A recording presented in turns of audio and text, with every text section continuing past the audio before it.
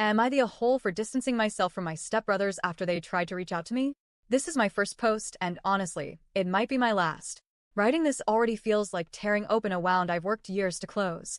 But I need clarity. I need peace. I need to know if I'm the villain in this story, just because I finally chose me. I'm Cherry, 19F.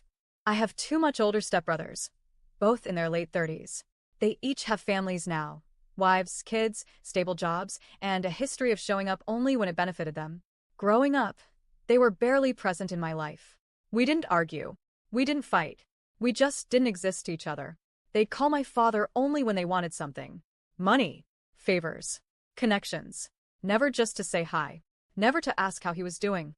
Never to check in on me or my mom. They were distant, cold, and transactional, and that's exactly how they treated our family. And even as a child, I noticed. My dad wasn't perfect. I'll admit that. He had his flaws.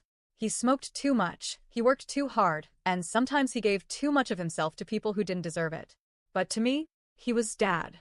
He held my hand when I cried, taught me how to ride a bike, snuck me chocolates when Mom said no, and gave the best advice when I felt lost. When I was 14, my dad passed away from lung cancer. Watching him fade was like watching the sun set for the last time. Every day, he became smaller, dimmer. And then one day, he was just gone. That grief, it's like a shadow that never fully leaves. It still creeps behind me on quiet nights. His funeral was one of the worst days of my life, and not just because I lost him. My stepbrothers showed up, and their behavior was appalling. One of them cursed at my mother loud enough for everyone to hear. They treated the ceremony like an awkward obligation, not the farewell to a man who gave them everything. But what shattered me the most was something my uncle, my mother's brother, said to me just before we left for the funeral. He pulled me aside and whispered, "Don't eat or drink anything they give you, and don't take anything from them." At first, I was confused. He was calm but firm. I didn't understand the warning, but I listened. At the funeral, one of their wives, smiling politely, handed me a juice box. "We brought some for the kids," she said.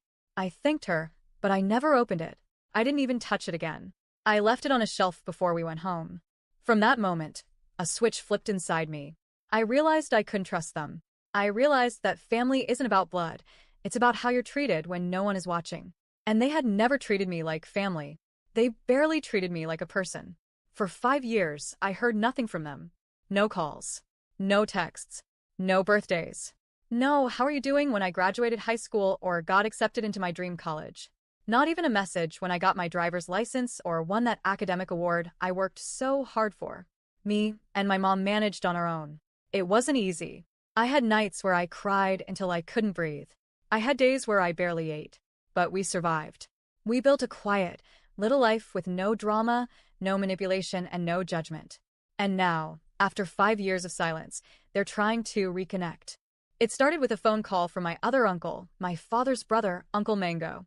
He invited me to a lunch in honor of my dad.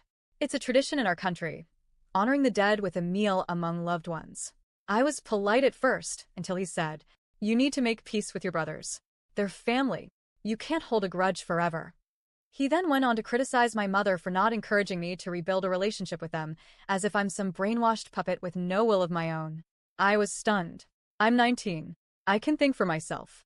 I told him, calmly, that I had no interest in attending, that I didn't want to see them, that I didn't feel safe. But it didn't stop there. Not long after, one of my brothers, let's call him Grapefruit, called me directly. I don't even remember which one. I hadn't heard their voices in so long that it didn't matter anymore. I was honest. I told him I wasn't coming. He stammered, clearly surprised. Maybe he expected me to fall in line. Maybe he thought I was still the scared little girl at the funeral. But I'm not. I said, "Bye," and hung up. You know what's ironic? For 5 years, I felt completely alone. I had nights where I would sit in the dark, trembling, imagining things lurking in the shadows. Fear that something or someone was out to hurt me. I would pray to a God I wasn't sure existed to bring my father back. Just one more hug, one more word. And in all that time, they were nowhere. Now that I'm finding peace, with a good boyfriend, real friends, and a future I'm actually excited for, they suddenly want back in. But I've built something solid, something sacred, and I refuse to let the past crash through and destroy it all again. So, am I the a-hole for saying no? For protecting my peace? For not wanting to reopen wounds that still bleed when I touch them? They weren't there when I was lost, grieving, or scared. They don't get to be here now.